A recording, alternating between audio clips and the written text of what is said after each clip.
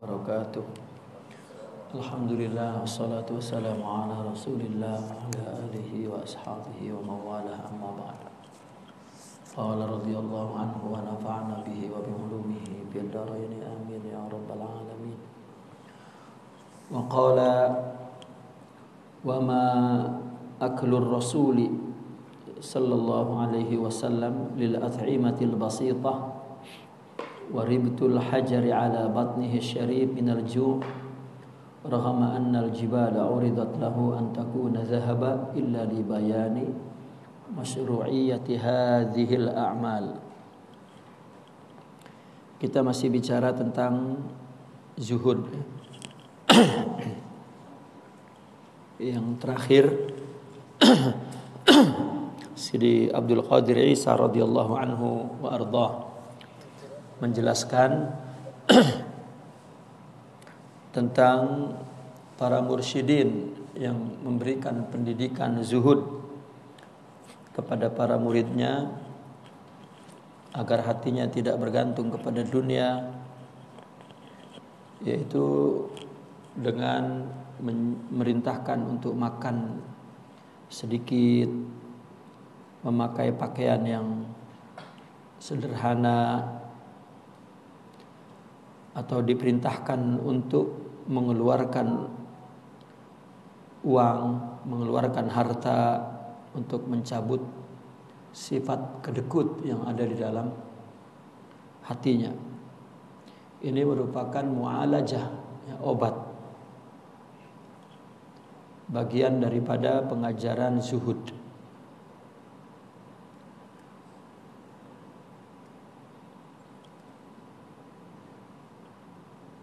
Maka yang mesti dipahami di sana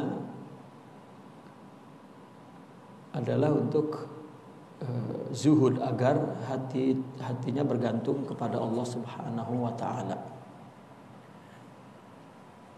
Kecenderungan manusia itu yang pertama adalah kepada harta, ya. Maka disuruh hatinya tidak bergantung kepada harta. Namun akhirnya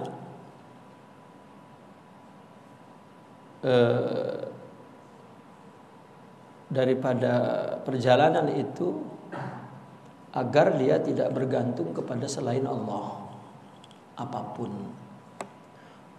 Namun mula-mulanya adalah kepada harta. Makan, minum, pakaian, harta.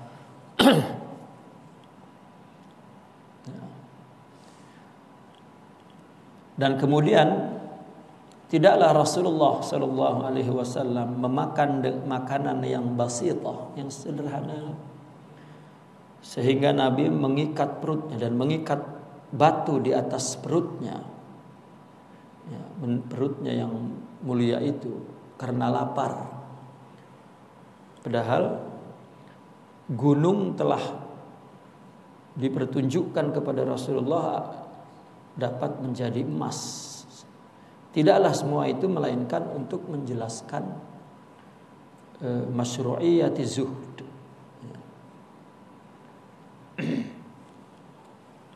Jadi pada permulaan hidup Nabi memberikan contoh secara praktikal, ya, tentang zuhud. Makanya ketika pada dakwah pertama Nabi di blokad, ya, dia punya makanan, minuman, dan hubungan perdagangan, ya.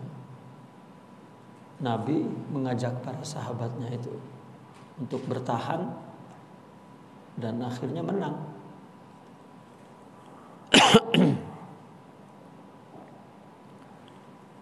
Nah, semua itu adalah libayani masyru'iyyati zuhud, untuk menjelaskan disyariatkannya amal ini, yaitu zuhud. Kita mendengar Nabi makannya sangat sederhana, bahkan pernah kelaparan, ya, sampai 3 hari. Karena kehidupan Nabi adalah kehidupan tasyri', pembuatan hukum. Semuanya akan menjadi contoh. Maka kana lakum fi Rasulillahi uswatun hasanah. Kalau Nabi ya gunung jadi emas, padang pasir boleh berubah jadi emas.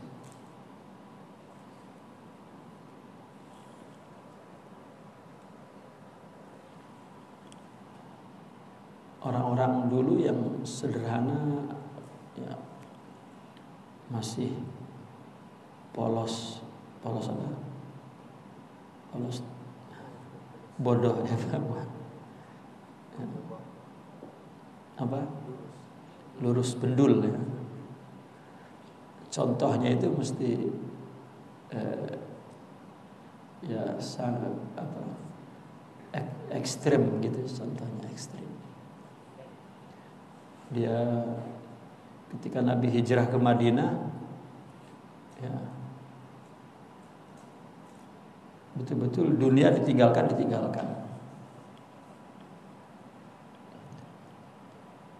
Bahkan ketika ada yang hijrah,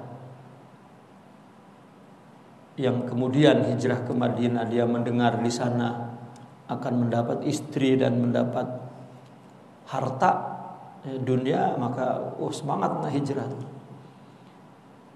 Ya, maka Nabi akhirnya bersabda innamal a'malu binniyat ya. Wa innamal likulli imri'in ma nawa man kanat hijratuhu lidunya yusibuha aw imra'atin yankihuha fa hijratuhu ila ma hajara ilaihi.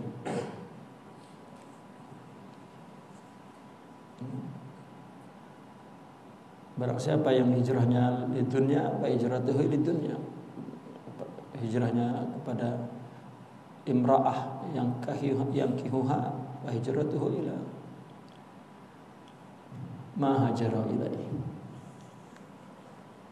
Itu semuanya adalah masyru'iyah az-zuhud dalam rangka tazkiyah, meluruskan amal betul-betul murni lillah. Wa fi hadza qala al-Imam al-Junaid rahimahullahu taala wa huwa tarabba ala yadi asyakhihi min al-arifin. Dan dalam perkara ini telah berkata juga Imam Junaidi, dan beliau orang yang telah terdidik ya, di atas yang telah terdidik atas tangan guru-gurunya, artinya dididik oleh guru-gurunya daripada para arifin. Beliau berkata, ma akhadna at-tasawufa 'anil qili wal qal, lakin 'anil ju' wa tarkid dunya wa qat'il ma'lufati wal mustahsanat. Kami mengambil tasawuf tidak dari qil wal qal, ya bukan dari ya, qil wal qal, artinya aqwal ya, bukan dari mengaji, bukan dari membaca, bukan dari banyaknya mendengar ceramah gitu. Ya. Tetapi dari dari praktek, ya. Dari lapar. Ya, ini zuhud. Gitu. Watarkid dunia, dan meninggalkan dunia. Dan juga memotong ma'lufat wal mustahsanat. Ya. Ini ma'lufat an-nufsaniyah, ya. Sesuatu yang menjadi kebiasaan nafsu. Dan mustahsanat juga an-nufsaniyah, yang dirasa baik menurut nafsu.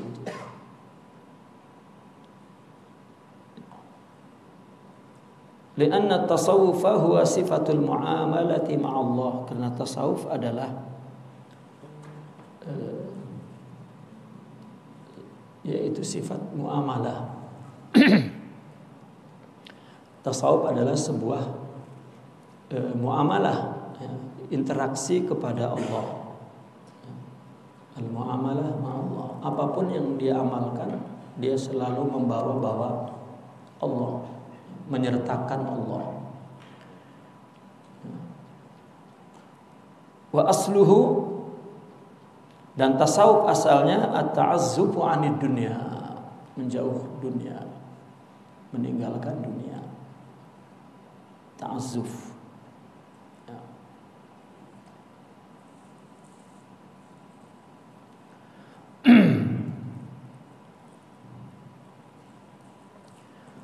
Kama qala Harithah, azaftu nafsi 'anid dunya, atau azafat nafsi 'anid dunya fa ashartu layali wa azma'tu nahari.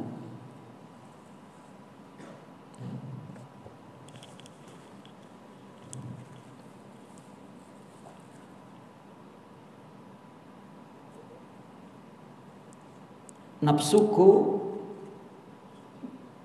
menjauhkan dari dunia, meninggalkan dunia, menahan diri. Maka kemudian apa yang aku lakukan? Fa ashartu layali, aku berjaga malam. Wa azma'tu nahari, dan aku buat haus di siang hari, berpuasa. Menjauhkan dari dunia.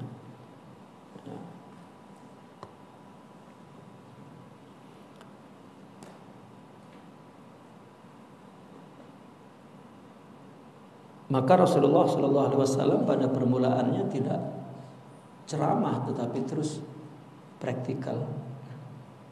Nabi sendiri yang menerapkan, yang mencontohkan contoh-contoh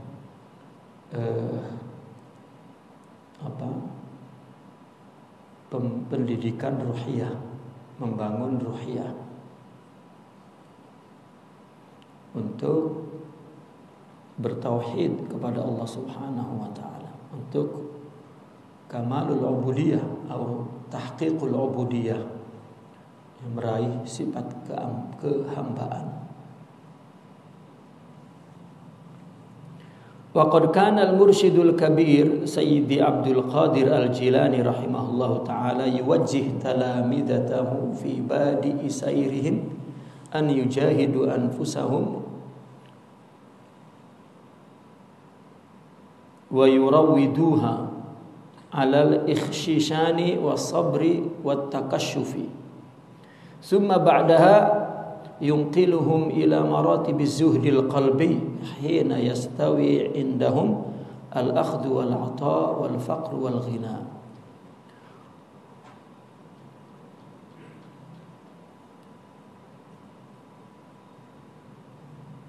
Wa tafarrughi qulubihim min siwallah.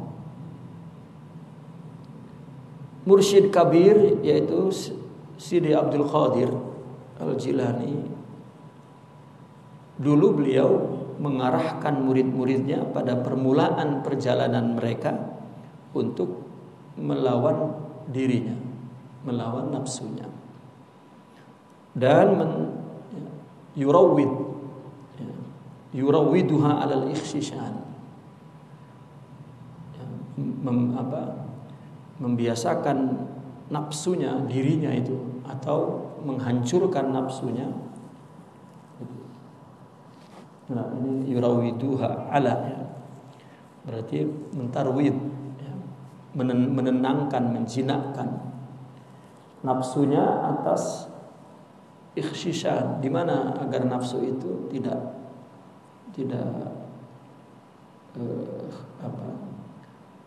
syarah, ya, tidak hirs, tidak tamak, tidak binal, ya. Yaitu ditarwid di atas ikhsishan. Ikhsishan itu berpakaian yang sederhana, yang kasar-kasar, ya, khashin itu kasar. Was-sabr dan kesabaran. Ya, takasyuf juga sama, berpakaian sederhana.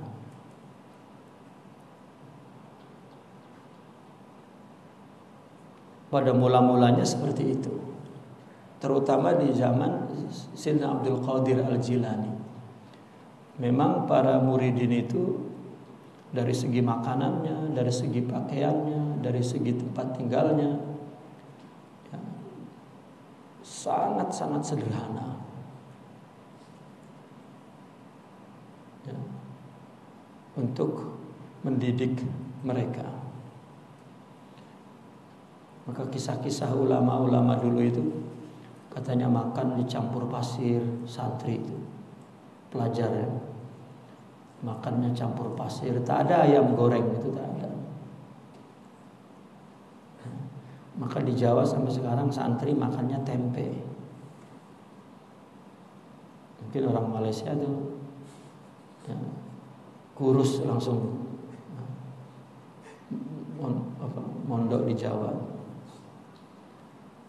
Kalau nggak tempe, terong. Sebetulnya itu tarbiyah. Kalau tak ada tarbiyah ya itu berarti menyiksa itu ya. Tarbiyah. Pakaiannya pun sederhana.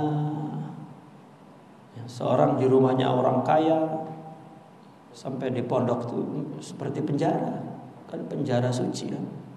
Jadi ada pakaian penjara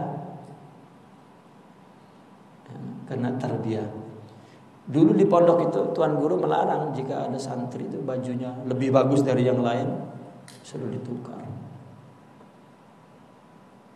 Karena mungkin di samping tarbiyah juga menjaga perasaan yang lain yang mungkin orang tak punya kan. Karena kalau bukan tarbiyah, orang yang hidup memang macam itu biasa, itu tak ada manfaat apa-apa. Ya.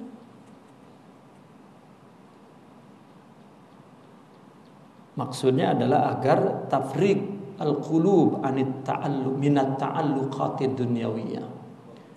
Ya, hatinya dikosongkan dari ta'alluq pada dunia. Jadi makan sedikit ya, dalam tasawuf itu guru mursyid suruh makan sedikit atau berpakaian sederhana atau menyuruh muridnya untuk mengeluarkan uang ya, banyak-banyak agar merampas hatinya dari dunia ya, karena mungkin terculik oleh hub wa ta'alluq ya, di dunia. Semua asasnya asas zuhud gitu. Zuhud. Karena pertama kali ya zuhud dari benda-benda yang nyata ya, harta.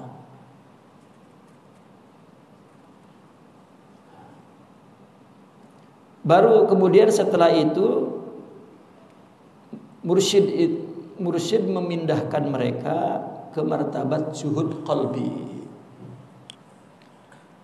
Nah, zuhud qalbi. Tadinya kan zuhud benda. Baru hatinya sekarang. Hina yastawi, ketika sama sudah di sisi mereka itu antara al-akhdhu wal-'atha. Ya, sama mengambil dan memberi. Sudah sama. Sama-sama dari Allah memberi. Ya karena ada dalam hadis ya, sedekah itu sebelum sampai ke tangan si penerima itu sudah sampai ke tangan Allah dulu. Jika lillah ya, kalau ingin dikenal sebagai orang dermawan ya, tak ada tangan Allah di situ.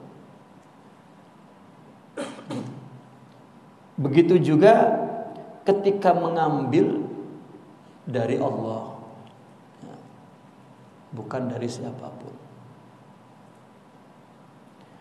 Dan sama juga antara faqr dan ghina, antara dalam keadaan miskin, ya, faqr, dan dalam keadaan cukup, itu sama.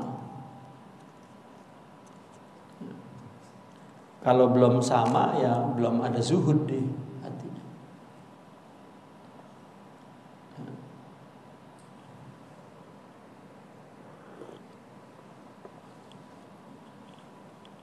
Dan mengosongkan hati min siwallah.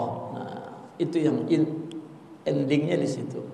Zuhud itu sebetulnya endingnya mengosongkan hati dari selain Allah. Makanya dulu tasawuf itu tajuknya zuhud. Ya, zuhud yang luas sekali. Ya, zuhud yang luas.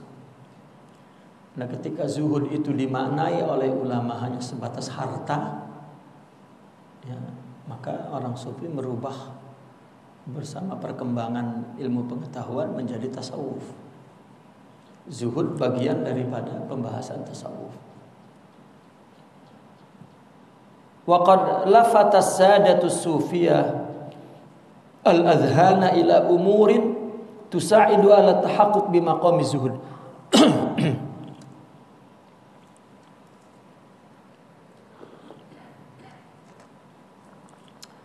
Para pembesar sufi,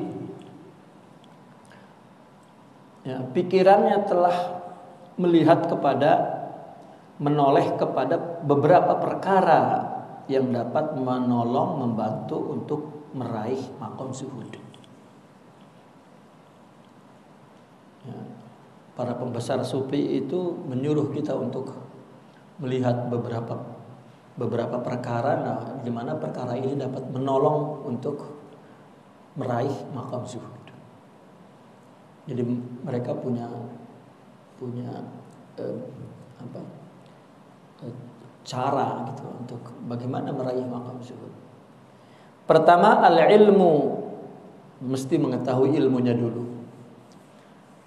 Ya.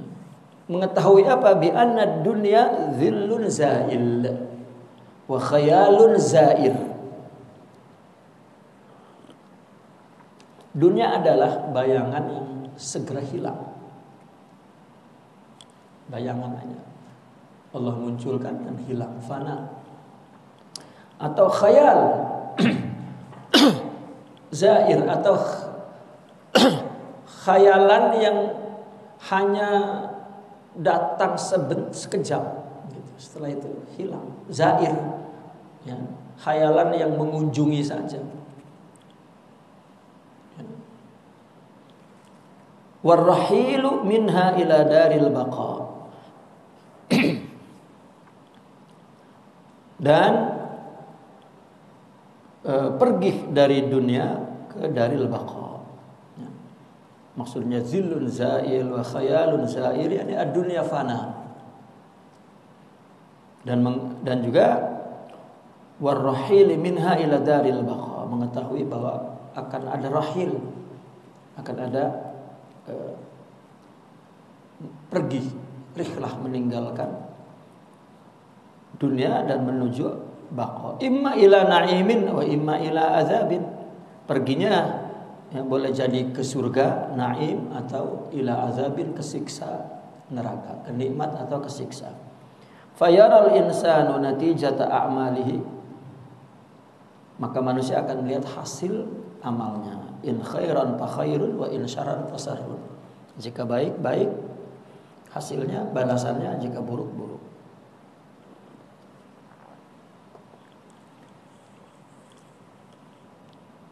Jadi kita disuruh melihat beberapa perkara ini dapat menolong kita untuk meraih zuhud. Yang pertama, memahami betul bahwa dunia ini fana dan akan kita tinggalkan. Yang meninggalkan dari dunia menuju alam baqa, imma ke surga atau ke neraka. An Abdullah ibn Shukhair radhiyallahu anhu qala ataitu an-nabiyya wa huwa yaqra'u alhaakumut takatsur qala yaqulu ibnu adam mali mali. Ya. Kata Sidna Abdullah ini, Beliau berkata, aku datang kepada Nabi. Nabi sedang membaca ayat alhaakumut takatsur. At-takatsuru alhaakum. Menumpuk-numpuk harta itu dapat melalaikan hati. Lalu Nabi berkata, manusia itu mengatakan mali, hartaku, hartaku. Wa hal laka ya bna adam min malik illa ma akalta fa abnaita aw labista fa ablaita aw tasaddaqta fa amdaita. Tidaklah, wahai manusia, kamu memiliki hartamu. Tidak. Mali, hartaku milikku ya. Maka kata Nabi, tidaklah kamu memiliki hartamu, melainkan apa yang kamu makan saja. Fa'abnaita, maka engkau hilang. Aulabista, yang akan kau pakai saja. Fa'ablaita, maka engkau akan lapuk. Au tasaddaqta, atau sedekah. Fa'amdaita, engkau akan lewati, engkau akan.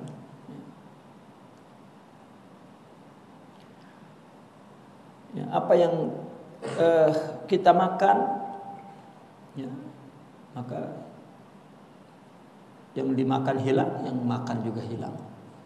Yang kita pakai, yang dipakai juga lapuk, yang memakai juga lapuk. Kemudian bersedekah, juga fa'amdaita, maka engkau meninggalkannya. Wa qala Abul Mawahib Asy-Syazili rahimahullahu taala, ibadatul murid ma'a mahabbatihi lid-dunya sughlu qalbin wa ta'bu jawarihin. Ibadah murid disertai cintanya kepada dunia itu merupakan syughlu qalbin, kesibukan hati dan keletihan anggota tubuh. Ibadah tapi di hatinya masih ta'alluq kepada apapun. Dunia ini adalah segala yang menyibukkan dia, membuat dia lupa dari Allah. Apapun yang dia lakukan dalam bentuk ibadah, tetapi ta'alluq kepada dunia, itu akan membuat hatinya tidak pernah berhenti untuk sibuk terus, dan tubuhnya juga akan merasa letih.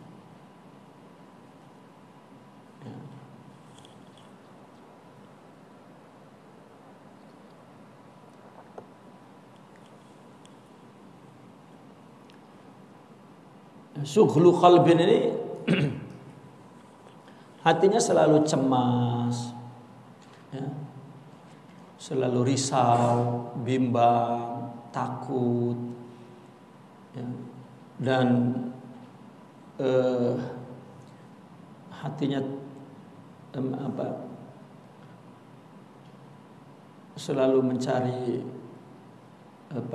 kemudahan, menjauhi cabaran, tantangan, karena sibuk dengan selain Allah.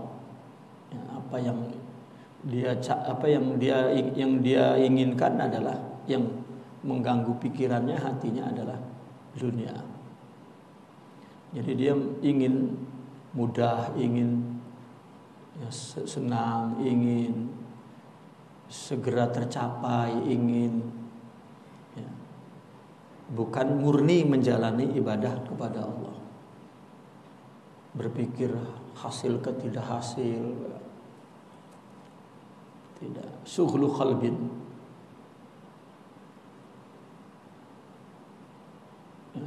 Berdakwah, ada yang menggibahnya terus goncang dunia.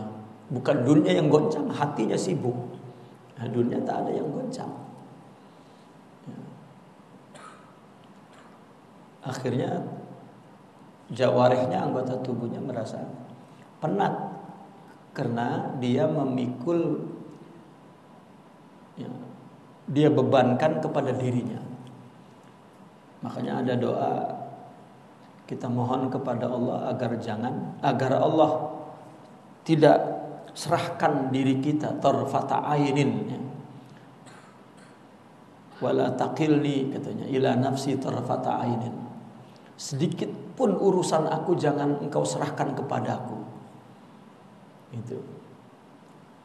Itu suglu qalbin. Akhirnya ya letih. Kenapa tidak diserahkan kepada Allah yang esok? Orang suka tidak suka, orang ya. Kita menurut syariat betul. Dan kita sudah pastikan secara hakikat, artinya secara akhlak tidak salah, ya sudah. Apapun ya, yang menimpa kita itu pasti pahala. Kalau pasti pahala itu jadi kenapa harus gusar? Itu karena syughlu qalbin, karena tidak zuhud. Ya, ada ta'alluqat. Kita bekerja berusaha ta'alluqat kepada hasil, syughlu qalbin. Kenapa enggak ta'alluq kepada Allah? Itu. Makanya dalam ada hikam ijtihaduka fima duminalak wa taksiruka mimma tuliba minka dalilun ala intimasil basirati minka. Ya. Kamu letih-letih kepada perkara yang Allah telah jamin. Arti Allah jamin sudah Allah tentukan.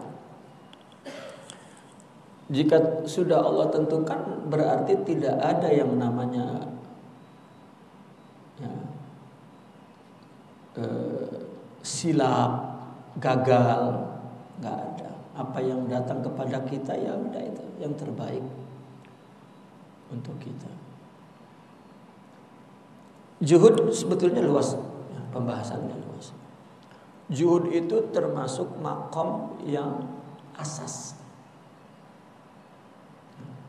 Dalam tasawuf itu makom asas itu cuma 3. Taubat, zuhud, dan tahqiqul ubudiyah. Sudah itu. Akhlak yang lain itu beranak dari 2 ini, taubat dan zuhud. Karena tasawuf asalnya zuhud. Tapi zuhudnya bukan zuhud yang dibahas oleh ahli hadis atau fuqaha gitu. Itu memang urusan harta, dunia, benda gitu. Tasawuf kan bukan benda. Ya.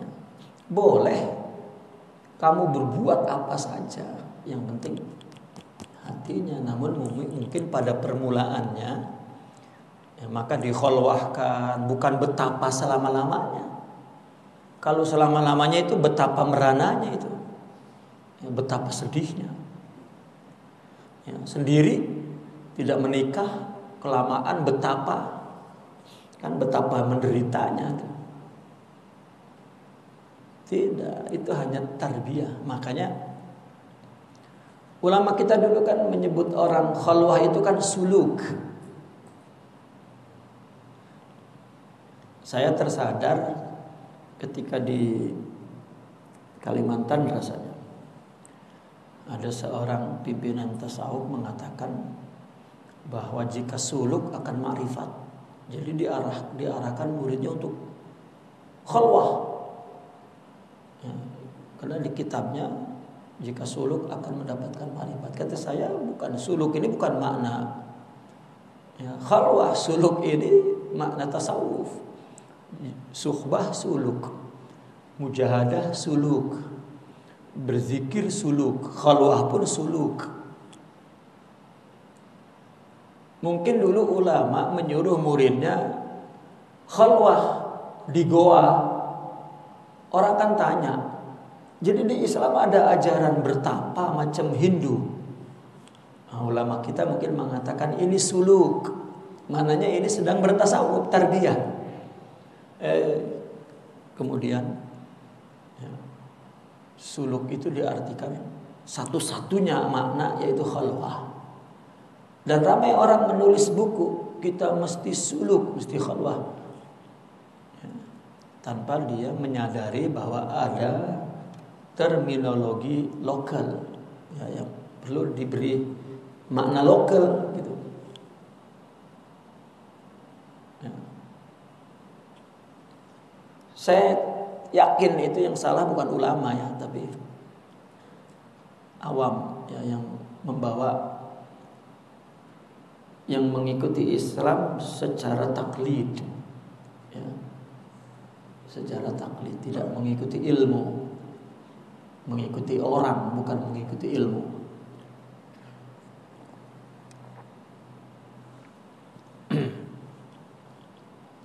Fahiya wa in kasurat qalilatun 'indallahi ta'ala. Maka dunia meskipun banyak di sisi Allah sedikit. Maka sesuatu yang sedikit tidak akan menyibuki hatinya. Itu yang pertama. Yang kedua, al-ilmu, mengetahui bi anna wara'aha daran a'zamu minha qadra. Mengetahui bahwa di balik dunia ini ada negeri yang lebih agung dari dunia nilainya. Wa ajallu khatara, dan lebih besar kepentingannya itu. Wa hiya darul baqa, yaitu negeri yang abadi. Qala Allah Ta'ala, qul mata'ud dunya qalil wal akhiratu khairul liman ittaqa.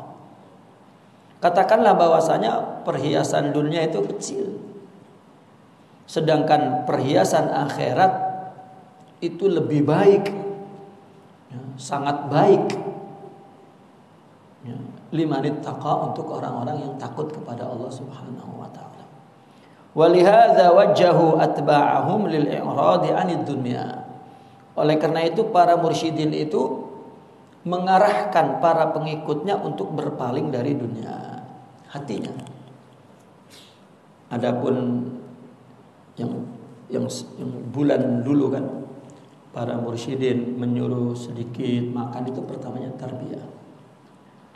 Sehingga mereka kenapa sampai akhir ya, mereka taklil itu karena sudah jadi adab, bukan adat ya, adab.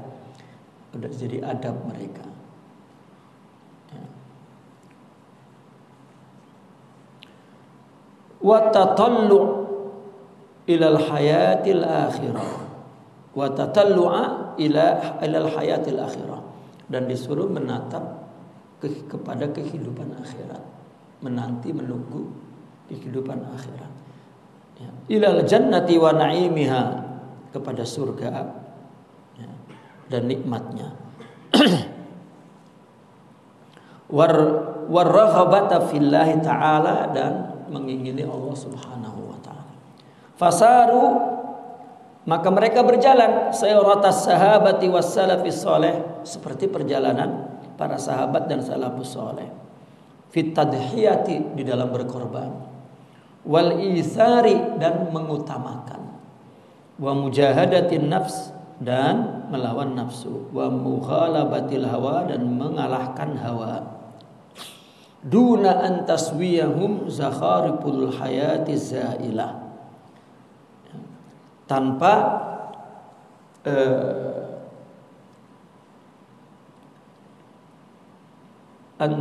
dijatuhkan, katakan antas tahwiyahum ya, oleh gemerlap kehidupan dunia. Meskipun gemerlap kehidupannya, tetapi tidak lagi menjatuhkan mereka, menghancurkan mereka, merendahkan mereka, menyungkurkan mereka. Karena kehidupannya kehidupan tadhiyah, berkorban, isar. Ya. Sebetulnya ketika seorang murabbi itu minta diutamakan ya, oleh muridnya dalam urusan apa saja, waktu misalnya, pekerjaan, harta, ya, itu asalnya adalah tarbiyah untuk menumbuhkan sifat isar. Kalau kepada orang yang ya, seorang murid, anak tadika pun lebih taat kepada gurunya daripada ayahnya. Mungkin ayahnya wali, ya, gurunya cikgu ya, cari duit aja misalnya, tapi tetap lebih taat kepada guru. Maka guru itu mendidik kepada dirinya.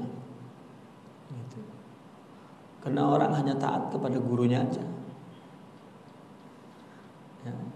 Nah, jika kepada gurunya tidak tumbuh sifat isar, bagaimana kepada yang lain? Ya. Namun si guru itu mendidik, bukan istighlal. Ya, mengambil kesempatan ya, untuk memanfaatkan muridnya, itu yang tidak boleh. Nanti dilihat hasilnya bahwa keluar dari madrasah tariqah, sifat itu terbawa dalam kehidupannya. Ya. Makanya seorang guru itu mengajarkan murid untuk menumbuhkan sifat keagungan Allah di dalam dirinya, bukan keagungan guru. Ditanamkan Allah, semuanya Allah, Allah, Allah. Ya, bukan gurunya hadir ke dalam kehidupan murid diseram-seramkan, diwibawa-wibawakan, gitu. Ya, diwali-walikan. Jadi akhirnya membuat si murid itu fanatik kepada guru. Pokoknya di dunia ini cuma guru saya doang, nggak ada lagi. Ya. Seperti iklan gitu kan, semua number one gitu. Seperti iklan kecap ya. Kecap ABC nomor 1, kecap bangau nomor 1 ya, itu bisnis ya. Tidak, kita diajarkan oleh guru-guru kita, syaikhuk abuk katanya, wal asyakh a'mamuk. Gurumu, bapakmu, guru-guru yang lain, pakcik-pakcimu. Mungkin pakcimu lebih kaya, lebih hebat, tapi rezekimu ada pada ayahmu. Ya. Itu tarbiyah untuk tadhiyah, isar, mujahadatun nafas, dan mughalabatul hawa. Wa kana syi'aruhum, semboyannya apa? Ya, qaulu ba'dihim, seperti yang dikatakan oleh sebagian orang sufi, la tanzuranna ilal qusuril 'amirah wa dhkur 'idhamaka hina tamsi nakhirah wa idza dzakarta zakharipad dunya faqul labbaika innal 'aisha 'aishal akhirah. Janganlah engkau terpedaya heran, memandang sangat kepada istana-istana yang megah itu, artinya dunia. Ingatlah tulangmu ketika kamu ketika tulang itu menjadi nakhirah, kosong, artinya tak ada dagingnya, sudah jadi mayat ya. Artinya tak ada gunanya kalau sudah mati. Jika kamu ingat gemerlapnya dunia, katakanlah labbaik, ya, aku memenuhi panggilan engkau, bahwa kehidupan itu hanya kehidupan akhirat. Dunia semuanya fana, rusak, hancur, mati. Ya. Jadi orang sufi ketika bicara kehidupan akhirat itu, di dunia itu adalah kehidupan rohani, bukan kehidupan fisikal. Makanya di dalam Ihya Ulumuddin itu Imam Al-Ghazali mengatakan ulama akhirat itu hanya ulama sufi, ulama fikih, ulama dunia, apalagi ulama mutakallimin ya. Itu ulama dunia, karena selalu jidal, selalu khilaf. Ini sebentar lagi mau nak masuk maulid nih, wah ini ya, mesti ceramahnya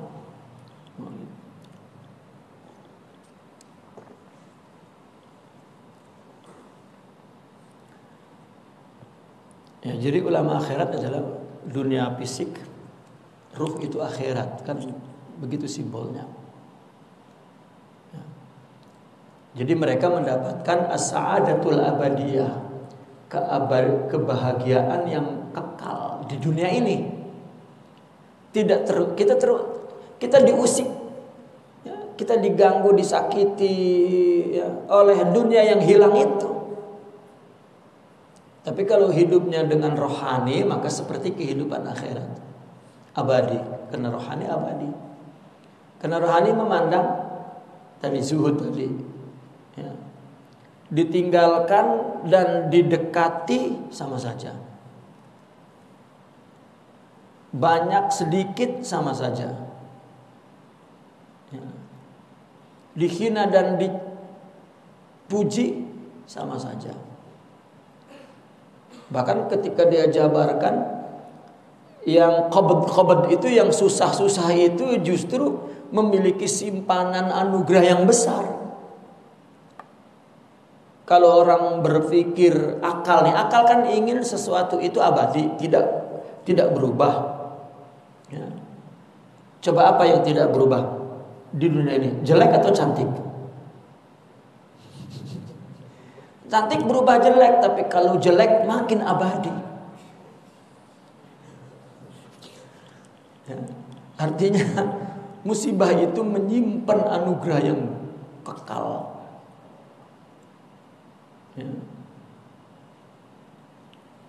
Orang, saya melihat artinya hadis Nabi, ya, orang menggibah kita itu unik sekali. Ya. Orang menggibah kita itu Allah memberikan hukuman kepada si penggibah itu dengan menghukum di dunia itu. Ya. Keburukan kita diberikan kepada si penggibah itu. Rupanya tak cukup bayaran itu, kebaikan dia diberikan ke kita. Yang musibah berarti yang buruk-buruk itu, yang jahat-jahat itu. Maka hendaklah kalau kita disakiti, dijahati, digibahi, terus buat kenduri. Yes, syukron ya Rob, gitu. Maka ada syair Arab, idza aradallah nashra fadilah atahallahu lahu lisana hasudin, katanya. Jika Allah ingin mengangkat nama baik seseorang, ya, Allah menyiapkan lisan-lisan hasud yang, ya, mengangkatnya. Itu. Ini sebetulnya logik, bukan hanya kebaikan. Ya, keburukan juga sama. Ya. Hasud itu mengangkat orang, bukan menjatuhkan. Tapi kalau kepada kebaikan, menghasud kepada kebaikan, maka itulah ada penjelasan khusus, ya, bahwa ya kan, sakit musibah, dosa musibah, maka perbuatan jahat sangat musibah.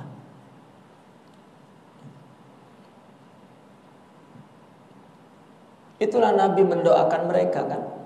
Nabi dijahati, dipukul, dilempari batu berdarah-darah. Malaikat dah bawa bukit. Perintahkan, izinkan aku ya Muhammad, aku lempar ahli Taif itu dengan bukit ini. Nabi malah mengatakan Allahumma ighfir qaumi. Disebut qaumi pula. Fa innahum la ya'lamun. Ampunkan kaumku, mereka tak tahu. Maka mesti ada tahu kalau dunia itu apa, tahu. Al-ilmu bi anna zuhdal mu'minina fid dunya la yamna'uhum syai'an kutiba lahum. Dan mengetahui bahwasanya seorang mukmin yang zuhud di dunia ini tidak mencegah sedikit pun sesuatu yang sudah ditakdirkan untuk mereka. Jadi ada satu pahaman begini, wali itu katanya kalau dia nak datang seperti di surga. Ini ayat pendek sangat ya. Ayat ya, artinya perkataan ini pendek dan berpeluang untuk dipahami salah. Iya ke Allah ikut tunduk kepada wali? Allah, datangkan aku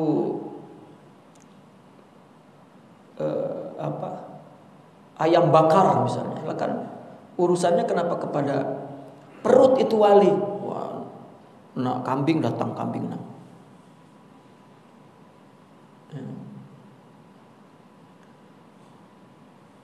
Padahal di situ menjelaskan tentang kejernihan hati seorang wali yang tidak ta'alluq kepada hawa, keinginan dunia.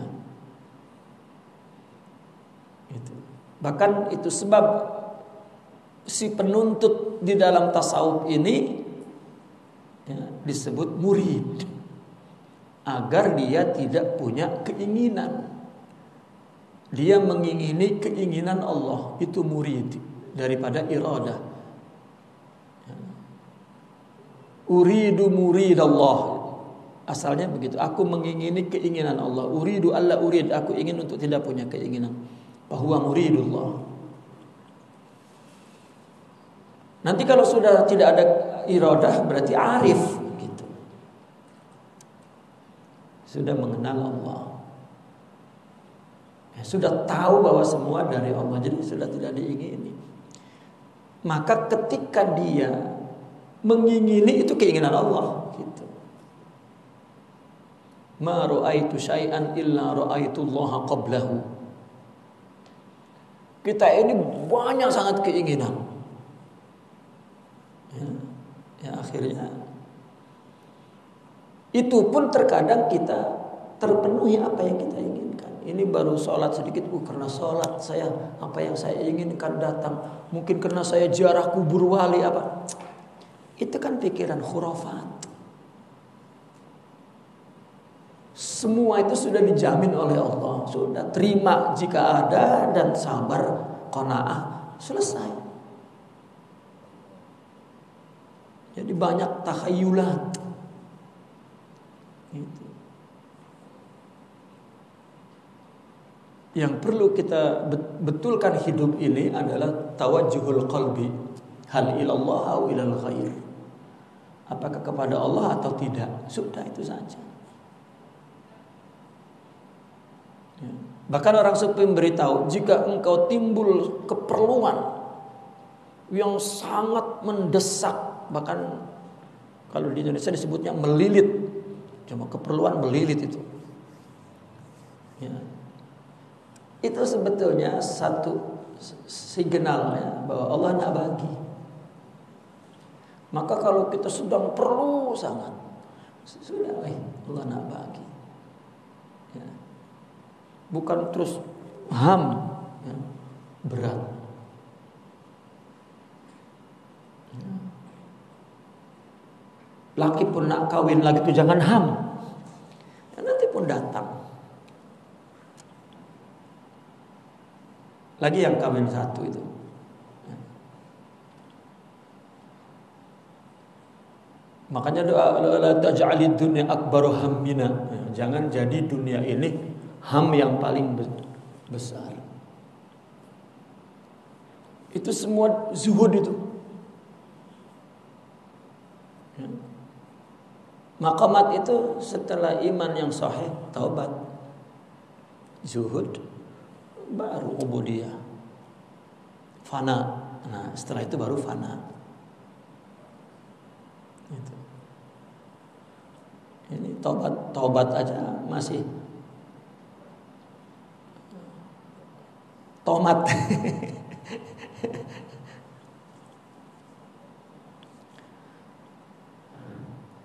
Wa anna hirsahum 'alaiha la yajlibu lahum ma lam yuqda lahum minha. Dan bahwa keinginan mereka, artinya hirs itu keinginan sangat, ya, ke atas dunia itu, serakah sangat ke atas dunia itu, ya, itu tidak menarik sesuatu yang belum ditetapkan oleh Allah untuk mereka daripada dunia itu, tidak mempercepat.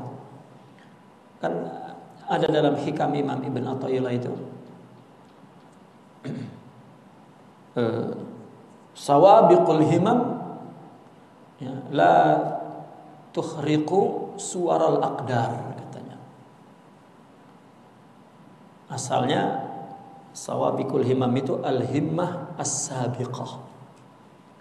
Himmah yang sangat kencang pun, sabik itu kan pecut gitu, kencang, larinya kencang. Himmah yang artinya dia betul-betul upayanya itu luar biasa.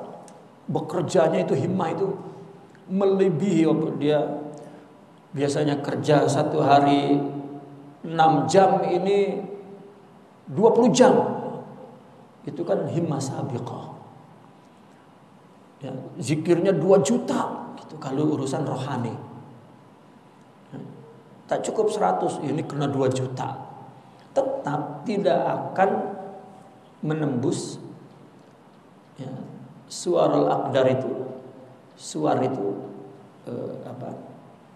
takdir ya. Takdir yang sudah dihadkan. Suar itu dipagar. Takdir yang sudah dipagar, sudah segitu tidak. Kita bekerja semaksimal mungkin itu untuk menunjukkan bahwa kita hamba yang lemah, perlu kepada Allah. Ya. Coba sekarang ada orang nak lamarannya diterima oleh bos, yang dia melamar kerjaan ya, di sebuah syarikat oleh bos. Ya. Mesti dia mohonnya sangat-sangat. Ya.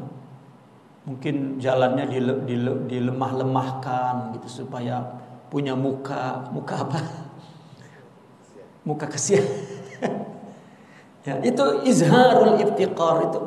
Kenapa kepada orang pandai sangat ya, kepada Allah seolah-olah dia nak menentukan. Itu tadbir namanya. Justru kita ya Allah ya, bisidiq. Serahkan kepada dia sudah. La tukhriqu suwaral aqdar. Dan yang paling penting, ada yang paling penting, makin bersungguh dalam berupaya itu menunjukkan kehambaannya, pahalanya makin besar. Itu yang menggembirakan sebetulnya. Ya, pahalanya makin besar.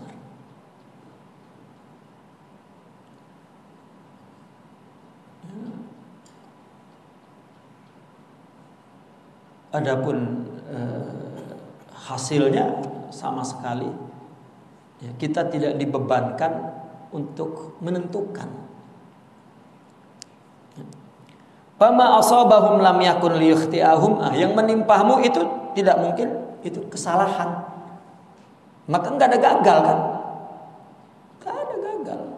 Wa ma akhta'ahum lam yakun liyusibahum. Dan apa yang salah pada mereka itu ya tidak menimpa mereka. Ya. Artinya sesuatu yang menimpa kita itu bukan satu kesalahan. Ini kenapa ini Allah nih? Saya sudah sungguh-sungguh tapi kenapa Allah? Apa salahnya? Tak ada salahnya. Ya. Alhamdulillahi ala kulli halin. Selesai. Al-khulasah wa safatul qaul. Ini ringkas perkataan. Az-zuhdu maqamun rafi' li'annahu sababun li mahabbatillah. Zuhud adalah maqam yang luhur karena zuhud menjadi sebab Allah cinta kepada kita. Walidza da'a ilaihi al-kitabu was sunnatu, oleh karena itu Al-Qur'an dan sunnah menyerunya kepada zuhud. Wa asyada bi fadlihi a'immatud din, dan juga ya, telah menjelaskan keutamaan zuhud para imam-imam agama. Qala al-Imam Syafi'i rahimahullahu taala, "Alaika bizuhdi fa inna zuhda 'ala zahid ahsan minnal khuliyyi 'ala nahid." Kamu wajib zuhud karena zuhud atas orang zahid itu lebih indah dari perhiasan ya, di atas dada ini, mungkin emas atau kalungan apalah. Kalau mengalungkan zuhud rohaninya itu lebih indah. Seolah-olah zuhud itu diumpamakan kalung emas, harta, berlian apa. Itu lebih indah daripada dunia kalungannya. Nahid itu orang yang mengalungkan huli perhiasan di dada. Walidzalika qala fa inna sadata as-sufiyata qad tahaqqaqu bizuhdi wa tadarraju fi maratibihi allati asyara ilaihi Ibn Ajibah.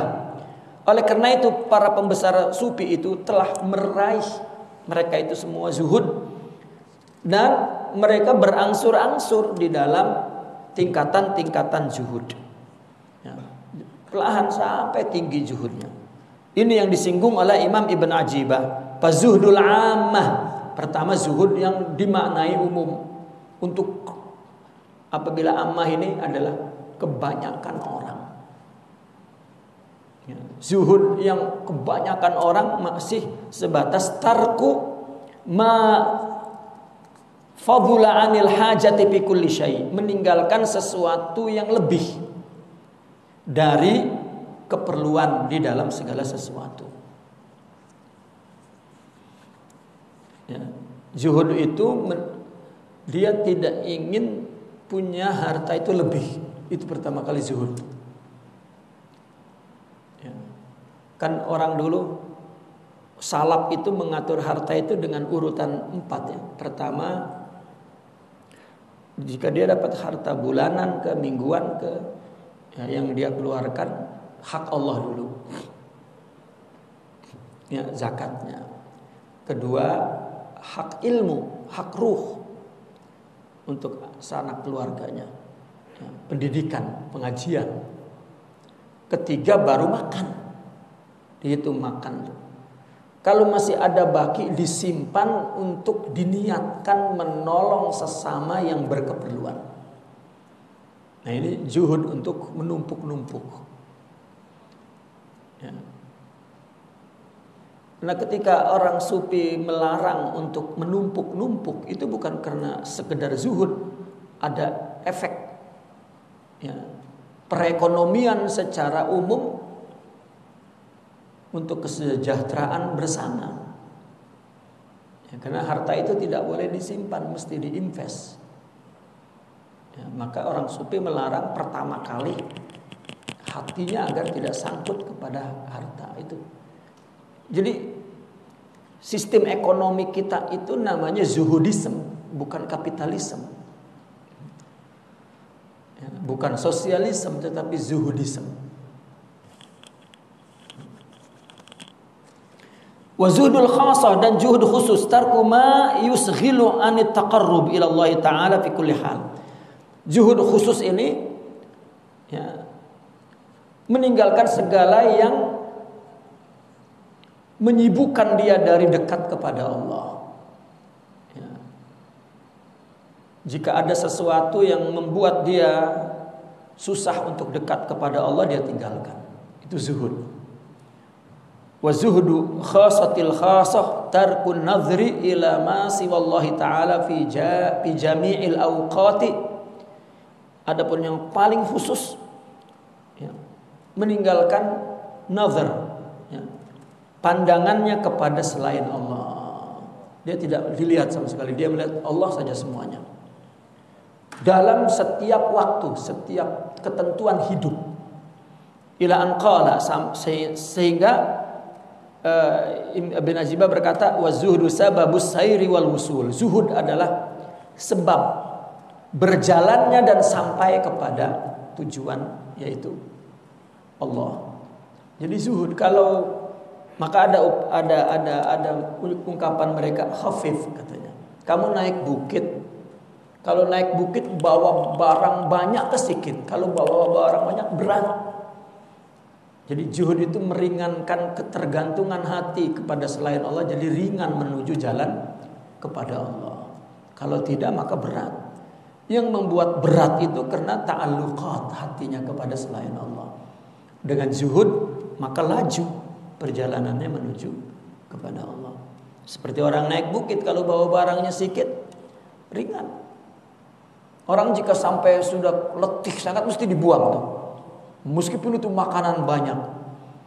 Ya mula-mula ya serakah betul, hirs. Nah, begitu udah letih dibuang. Izla sayra lil qalbi idza ta'allaqa bi syai'in siwal mahbub. Maka tidak ada pergerakan, perjalanan bagi hati itu ketika hati bergantung kepada sesuatu selain yang diingininya, selain kekasihnya. Wa qad wasafa al-Imam an-Nawawi rahimahullahu taala hadhil fi'at as-salihah minal ummah. Imam Nawawi telah memberikan satu deskripsi ya, sebuah gambaran golongan yang soleh ini dari umat ini. Inna lillahi ibadan futina, katanya. Ya, ubadan futina. Talaqud dunya wa khaful fitana. Nadharu fiha falamma alimu annaha laysa lihayyin sakana ja'aluha lujjatan wattakhadhu salihal a'mali fiha sufuna. Allah mempunyai hamba-hamba, innalillahi ubada. Allah mempunyai sekelompok orang yang bijak, yang menceraikan dunia dan takut fitnah. Takut itu ujian, dosa. Mereka memandang dunia, kemudian ketika mereka mengetahui bahwa dunia ini bukan untuk tempat tinggal kehidupan. Ya, laisa lihayyin sakana. Enggak ada ruang kita untuk hidup lama di dunia di sini. Akhirnya ja'alu halujah. Ya, maka dia jadikan lujah itu apa lujah itu? Apa artinya lujah itu? Samudra. Maka dia anggap ja'aluha yani i'tabaruha lujah. Ya, dia anggap itu samudra yang akan menenggelamkan. Ya, lalu dia jadikan ya dunia itu umpama lautan. Lalu dia jadikan amal-amal soleh di atas lautan itu sebagai bahteranya. Jadi mengarungi dunia ini dengan amal-amal syariah menuju kepada Allah dan jangan berhenti untuk mendapatkan dunia. Karena dunia sudah Allah jamin. Sampai orang-orang sufi kalau bicara kamu ini bertamu di dunia ini, bertamu katanya. Tuan rumahnya Allah. Ya. Sama juga bertamu di tuan rumah yang dermawan, yang banyak makanannya, takut kelaparan kan gitu. Itu nasihat-nasihat mereka ya di kitab-kitab, takut kelaparan padahal makanannya banyak sangat. Naqifuna walhamdulillah, al-Fatihah.